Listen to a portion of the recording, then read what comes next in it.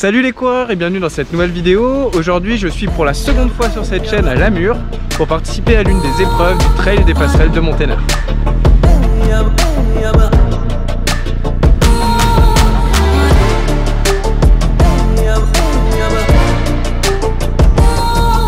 Il y a 2 ans, j'étais donc ici même dans ce petit village isérois de Lamure, une petite heure en dessous de Grenoble, pour prendre le départ des 67 km et 3500 D+, de la grande course du Trail des Passerelles de Monténard. Cette année, c'était pas prévu au programme, mais j'ai été invité par Soconi pour participer de nouveau à ce bel événement.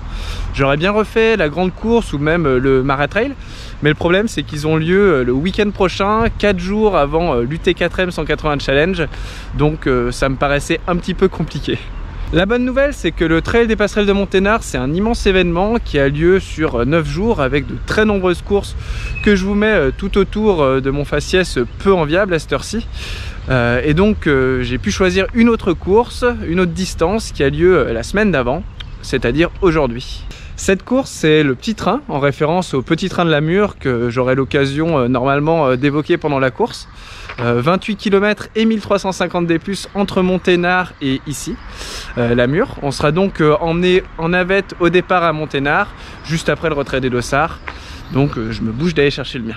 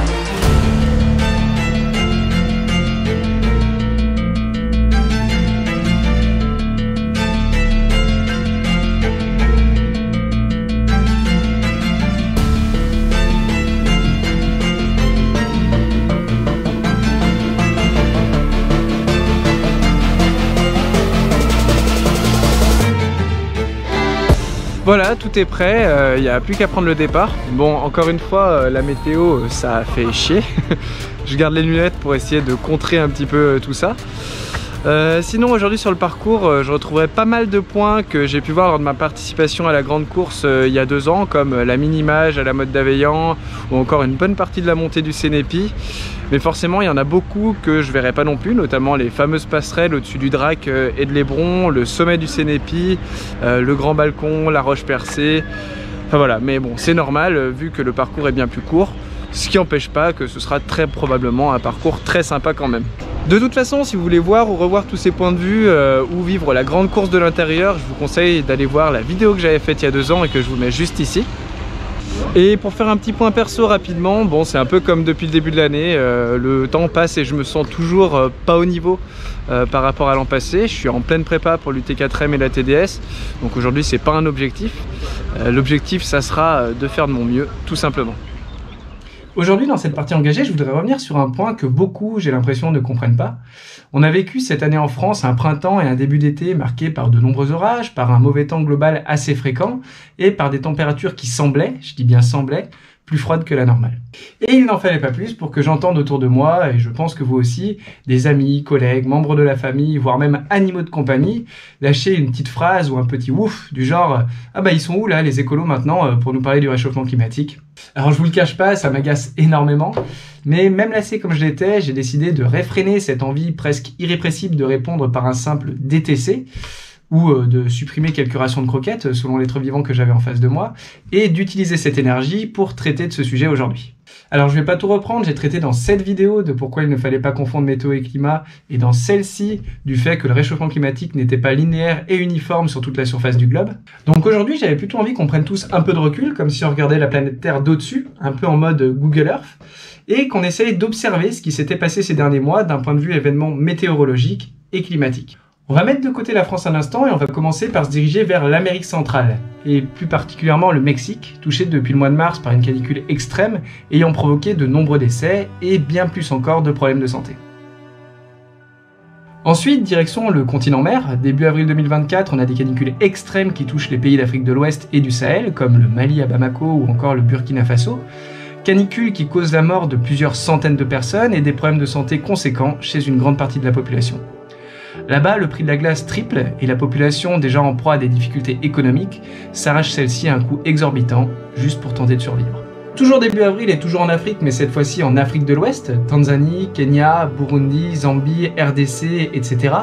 De nombreuses inondations font suite aux sécheresses, les habitations et des dizaines de milliers d'hectares de cultures disparaissent, plusieurs centaines de morts sont recensées et selon l'UNICEF, des centaines de milliers de personnes sont en attente d'une aide humanitaire, dont plus de 100 000 enfants.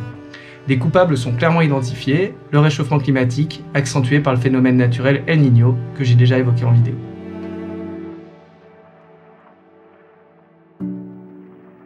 Mi-avril 2024, direction Dubaï, où de violentes inondations touchent la ville et où là aussi, plusieurs personnes perdent la vie. Seule différence, on en a entendu parler bien davantage dans les médias traditionnels en France, à croire que la vie de certains, plus aisée, vaudrait plus que celle des autres. Début mai, ce sont d'énormes intempéries qui touchent le Brésil et l'Amérique du Sud. Les bilans humains, matériels et économiques sont là encore catastrophiques. Le lien avec le réchauffement climatique n'est plus à faire. Et pour ceux qui en doutent, je reprends les mots du GIEC. Avec le réchauffement climatique viendra l'augmentation de la fréquence et de l'intensité des événements climatiques extrêmes. On va maintenant en Asie, où des canicules sévissent depuis fin mai, notamment en Inde ou à Karachi au Pakistan, avec des températures atteignant les 55 degrés Celsius. La pauvreté rend l'adaptation à ces conditions encore plus difficile et plutôt que de vous lire ce bilan, je vous mets cette déclaration d'un membre d'une ONG présente sur place. On retourne maintenant en Amérique du Sud et aux États-Unis où des incendies sévissent depuis début juin. Les départs de feu dans ces régions ont augmenté de 1700% par rapport à l'année dernière. Des centaines de milliers d'hectares de forêt partent en fumée alors que, je le rappelle, les arbres jouent un rôle essentiel dans la captation du carbone et la limitation du réchauffement climatique. Pour ramener ça à la France, c'est comme si plusieurs départements entiers étaient rayés de la carte. Entre le 14 et le 19 juin, vous avez dû en entendre parler, plus de 1300 victimes sont dénombrées du côté de la Mecque en Arabie Saoudite pendant le Hadji, le pèlerinage annuel des musulmans jusqu'au lieu saint. Puis début juillet, on retourne en Afrique avec cette fois-ci les pays du Maghreb qui sont touchés depuis plusieurs jours par des canicules extrêmes. On peut également aller faire un tour du côté de l'Asie, touché depuis la semaine dernière par de très fortes inondations. Certes, c'est la période de la mousson d'été qui représente une très grande partie des précipitations annuelles là-bas, mais celles-ci sont largement intensifiées par le réchauffement climatique, selon les experts. 240 000 personnes ont dû être évacuées en Chine, tandis qu'au Bangladesh, le nombre de personnes touchées se compte en millions. La Birmanie et l'Inde ne sont pas en reste non plus. Je ne reviendrai pas non plus sur les canicules extrêmes qui touchent chaque année maintenant l'Australie, mais davantage en début d'année, puisque les saisons ne sont pas les mêmes. Et pour finir avec l'international, une récente étude publiée par la British Antarctic Survey alerte sur le franchissement possible dans très peu de temps d'un point de bascule du réchauffement climatique en Antarctique, un seuil critique ne permettant pas de retour en arrière et au-delà duquel la fonte des glaciers du pôle sud sera encore plus rapide, amenant à de nouvelles catastrophes comme l'élévation du niveau de la mer et l'acidification des océans. Voilà, désolé pour ces grands moments de joie que je vous apporte, mais je pense que c'est important de prendre un peu de recul, d'avoir conscience qu'en France, nous sommes extrêmement privilégiés, même si des événements climatiques extrêmes nous touchent et nous toucheront encore à l'avenir. En témoigne notamment le village récemment dévasté dans les écrins par des crues torrentielles. Et il faut aussi garder en tête qu'un simple mauvais temps à un point ne signifie pas que c'est la même chose ailleurs. Et cela n'annule pas non plus le réchauffement climatique, puisque de toute façon, l'augmentation des précipitations est l'une des conséquences du dérèglement climatique. D'ailleurs, concernant les températures qui nous semblent relativement basses cette année, sachez que nous sommes dans les normales saisonnières, les températures ayant été tellement élevées les années précédentes qu'on a tout simplement oublié. Si vous n'étiez pas au courant de tous ces drames climatiques à travers le monde, j'irai pas jusqu'à dire que c'est normal, puisque je pense qu'aujourd'hui il est urgent de s'informer de notre propre chef au sujet du climat, mais nous ne sommes effectivement pas aidés par les médias mainstream qui occultent continuellement le sujet, préférant se focaliser sur le nez cassé de Mbappé et son masque, plutôt que de relayer les alertes incessantes des climatologues à ce sujet. Je le répète donc, informez-vous auprès de médias indépendants et engagés tels que Blast, Reporter, Vers le Média ou encore Bon Pote. C'est absolument nécessaire. Voilà pour aujourd'hui, on retourne à Montréal.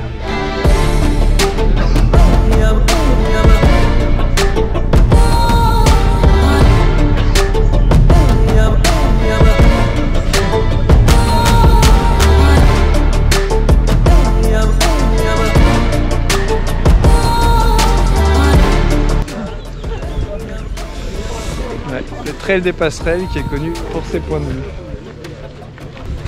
Ninja. Bon voilà, on est à Monténard, lieu de départ. La vue est vraiment pourrie.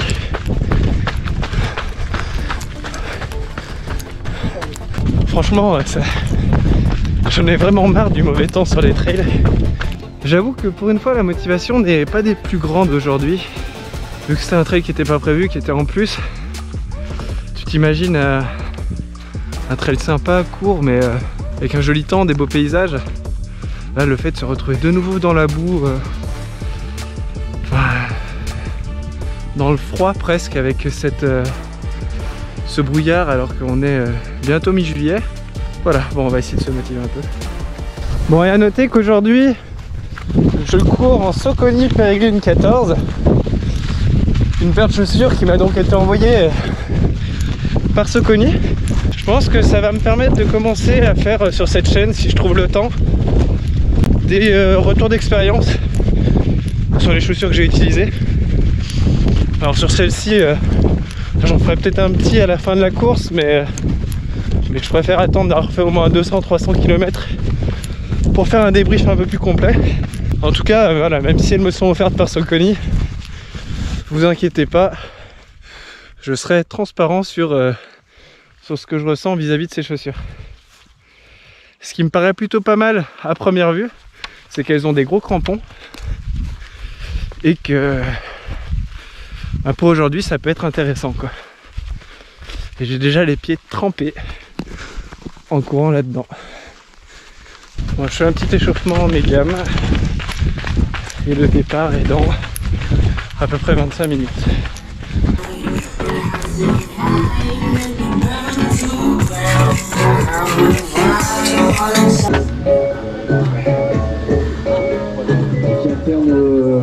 Du raid et des relances, donc il faudra bien gérer cet effort pour arriver jusqu'à la mur. C'est le début de l'été, c'est pas le moment de se faire mal.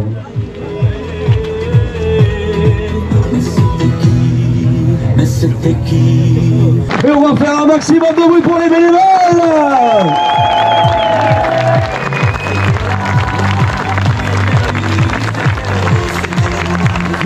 Merci pour eux, vous allez... C'est parti enfants. Oh la vague, la passion du trail qui nous fait aller ici sur Monténard. Oh la belles images, attention ça y est, je crois qu'ils sont prêts au départ,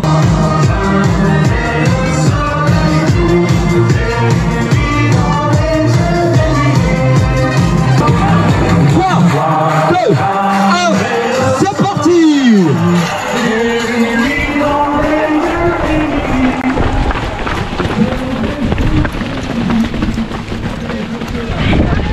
Différence entre les premiers.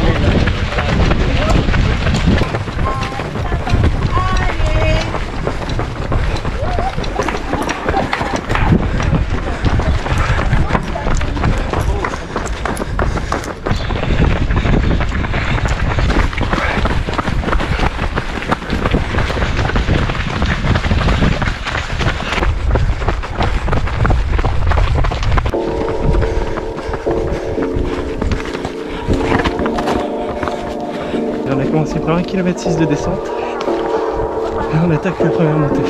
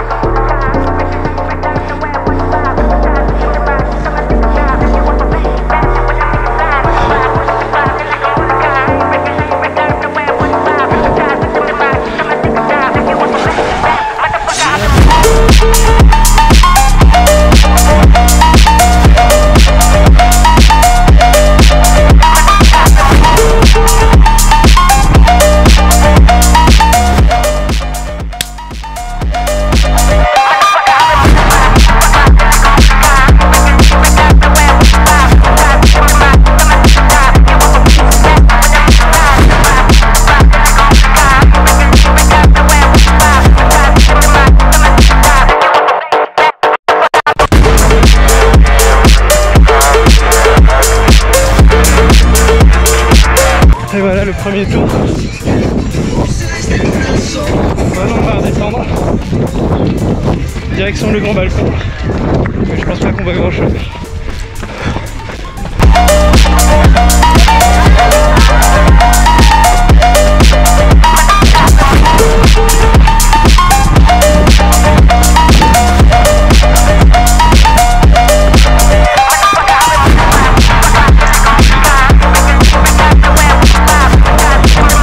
Voilà, alors on est de retour sur une portion que j'avais faite en 2022, mais la vue était bien différente.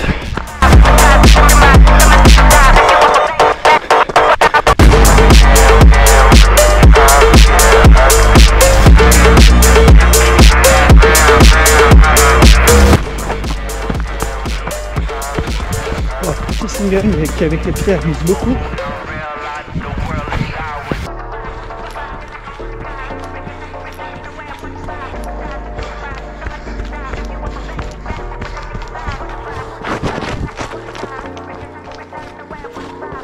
Genre.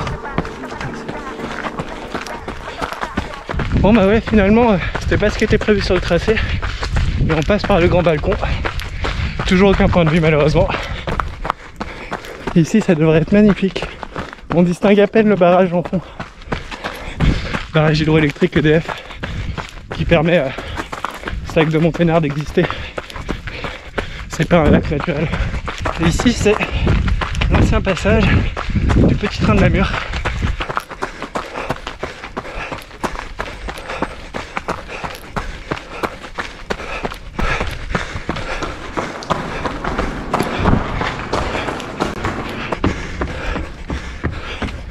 Là on passe à l'espèce de restaurant d'altitude.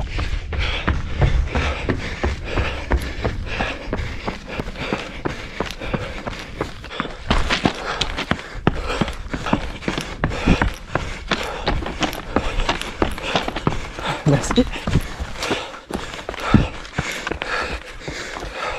Et ça remonte.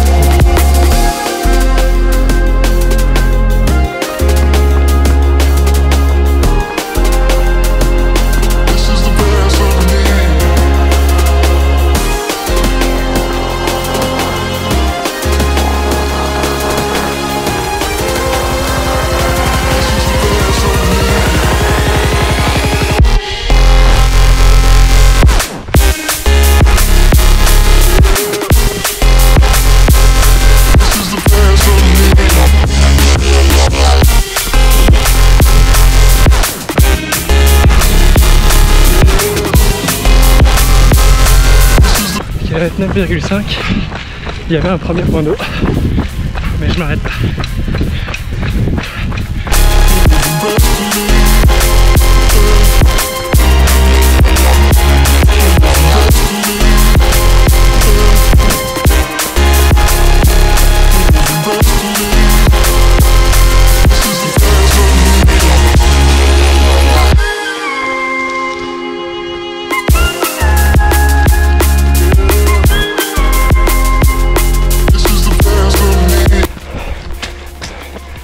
Ici je reconnais bien.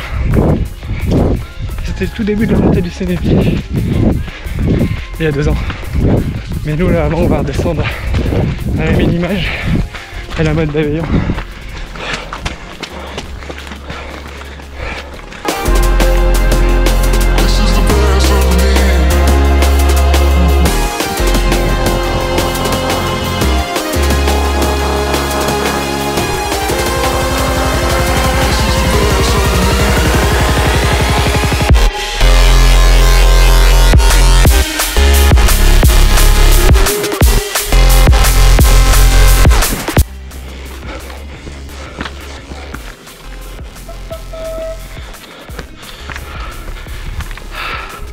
Ah, je me rappelle bien d'ici aussi. Il y avait une super vue. C'est trop dommage.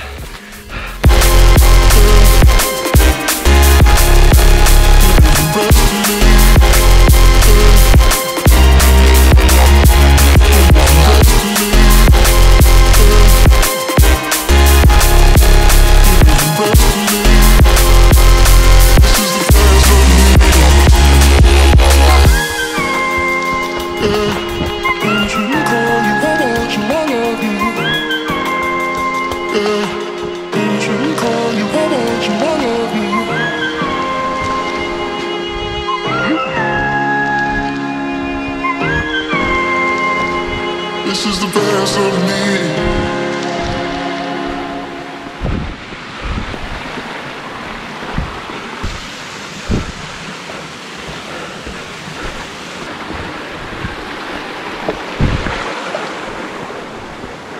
Ah, les montées aujourd'hui c'est dur, hein. J'ai du mal.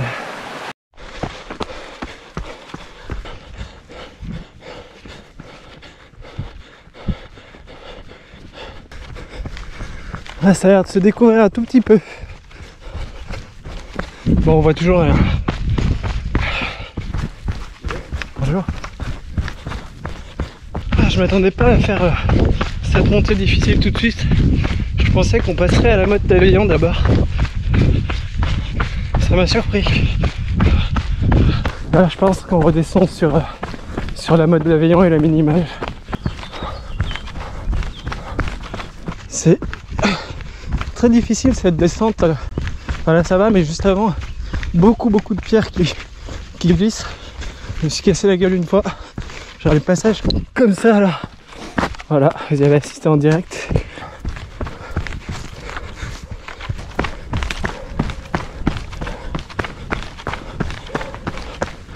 Ouais, elle m'a calmé cette descente, hein. Il fallait me faire mal plusieurs fois, donc j'ai ralenti.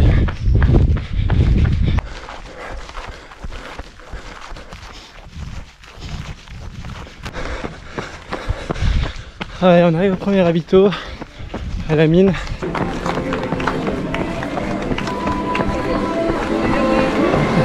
Dans les galeries, c'est bas. Ouais. Et voilà la mini-image. On passe à l'intérieur, toujours aussi sympa. Les anciennes mines d'anthracite, de charbon. Le petit train de la Mure qui a justement été construit pour ramener cet anthracite.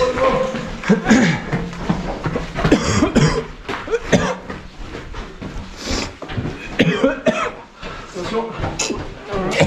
Ça va? Non, gars?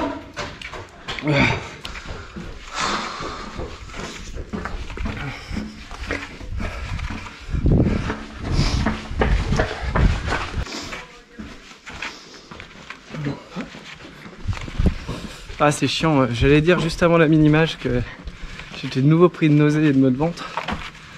Et alors que j'étais en train de parler dans la mini-mage, j'ai encore eu des relents. J'ai à moitié vomi. Ça me gâche toutes mes courses en ce moment, ça m'énerve. Je comprends pas d'où ça vient. Je faisais un bon début de course avec 15 premiers kilomètres, mais je suis obligé de marcher, de m'arrêter de courir. Sinon je vomis, quoi. Ça m'énerve. Bon, clairement maintenant je peux plus forcer. Et puis de toute façon la motivation est bien redescendue. Donc je disais que, avant de me mettre à vomir dans cette mine, que c'était justement une mine d'anthracite, une variété de charbon, et que le petit train de la Mure avait été construit, enfin la ligne avait été construite 1888 pour permettre de ramener cet anthracite du plateau mathésin jusqu'à la vallée iséroise et à Grenoble. Pendant un siècle, elle a fonctionné pour ceci. Après, c'est devenu une attraction touristique, ce petit train de la Mure, jusqu'en 2010, où il y a eu un éboulement, ça a fermé, et puis ça a rouvert là il y a 2-3 ans, toujours comme une attraction touristique.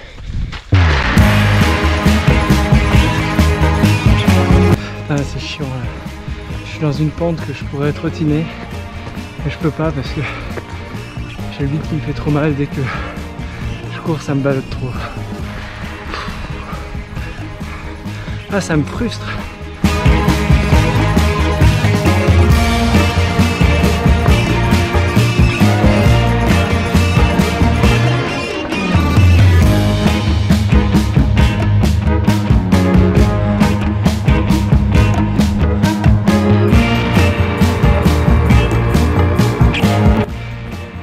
Un moment que je suis tout seul là. Et les signaux, deuxième ravito. Là, c'est à peu près 150 des plus les plus raides. Bonjour. Bonjour, bon courage. Merci. Bonjour.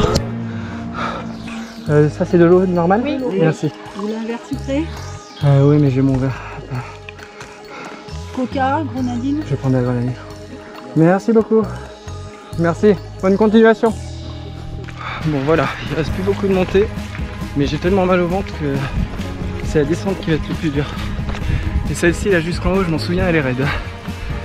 C'est con parce que pour le reste, je me sens plutôt bien quoi.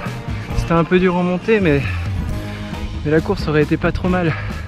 J'ai quand même réussi à courir une bonne partie de la deuxième montée là. Le ventre me gêne vraiment.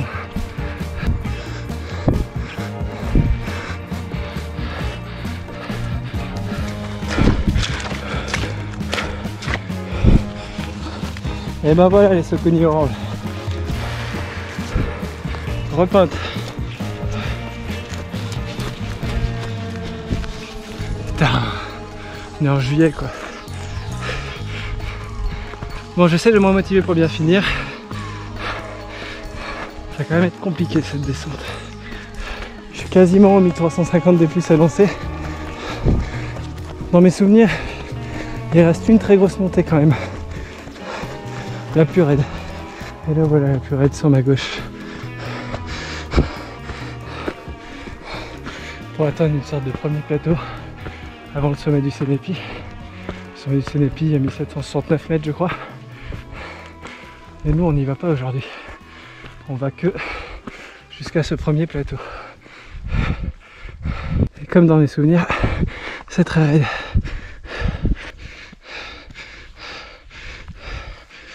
Allez, 1450 de plus. On arrive au point culminant de la course. Normalement là on a un panorama de dingue.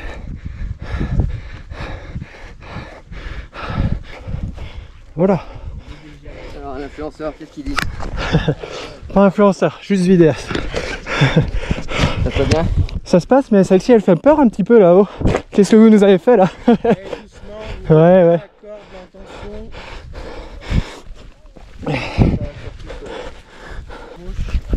Elle est très raide celle-ci. Je vous ai mis encore la caméra embarquée.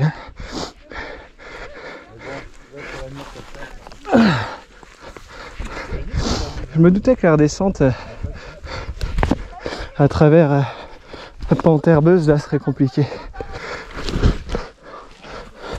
C'est-à-dire après Comment on ski, on attaque la descente là. Ouais, vous inquiétez pas, je gère, je vous embête pas. On bouge pas, vous nous embêtez pas. Je crois qu'on a rattrapé des coureurs de la course la Mine Express. C'est une course en duo de 13 km.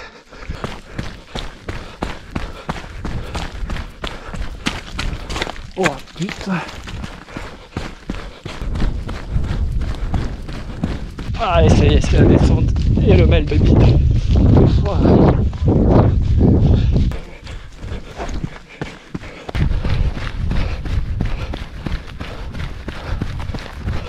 C'est la première fois qu'on y voit un peu quelque chose quoi. Ah, ça fait du bien.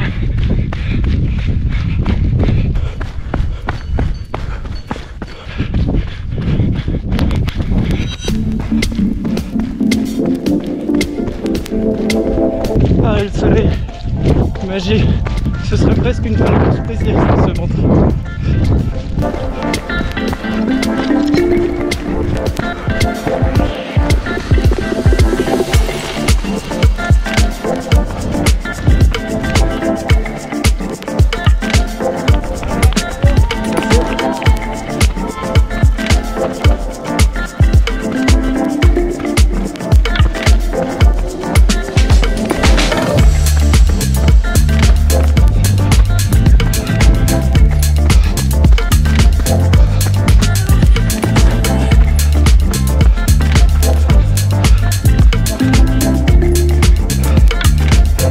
Ah, la petite remontée qui fait mal.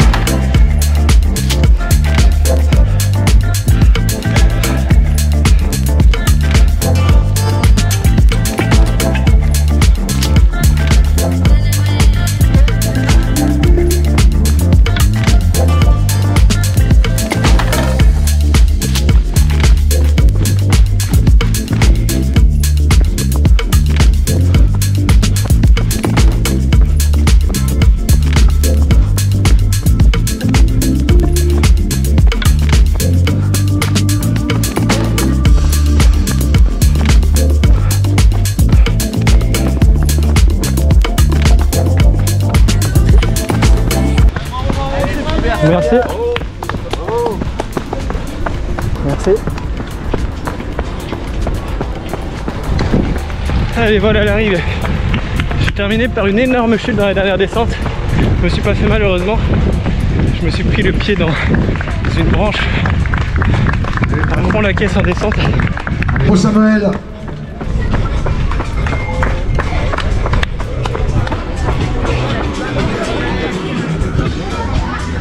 Et le soleil c'est maintenant. Pas de soucis, on en a parlé tout à l'heure, bien sûr. Bon voilà, trail terminé, 3h10, 3h11 pour un peu plus de 28 km et 1500 D+, à la montre, au lieu des 1350 annoncés. 31e sur 420, donc j'ai bien limité la casse, je suis content à ce niveau-là. Mais voilà, je perds encore, je sais pas, au moins 5 minutes, peut-être 10. Vous le voyez pas à la caméra, mais en fait j'ai des nausées vomissements qui débutent juste avant l'arrivée à la Minimage dans la descente. Il va se taire. Bref, et après dans la Minimage, quand je commence à expliquer des choses sur cette mine, je suis pris de vraiment très grosses nausées et je vomis dans la mine. Alors après, plus des relents qu'un vomi, mais c'est extrêmement gênant. Et après, les douleurs de bide et les nausées ont continué pendant longtemps.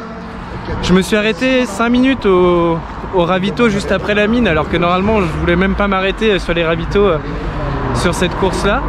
Je pouvais plus rien avaler en solide, j'ai essayé de compenser par du liquide, un petit peu de coca, mais bon, le coca quand t'as mal au bide c'est pas une super idée non plus. Sirop de grenadine qui m'a fait un peu du bien.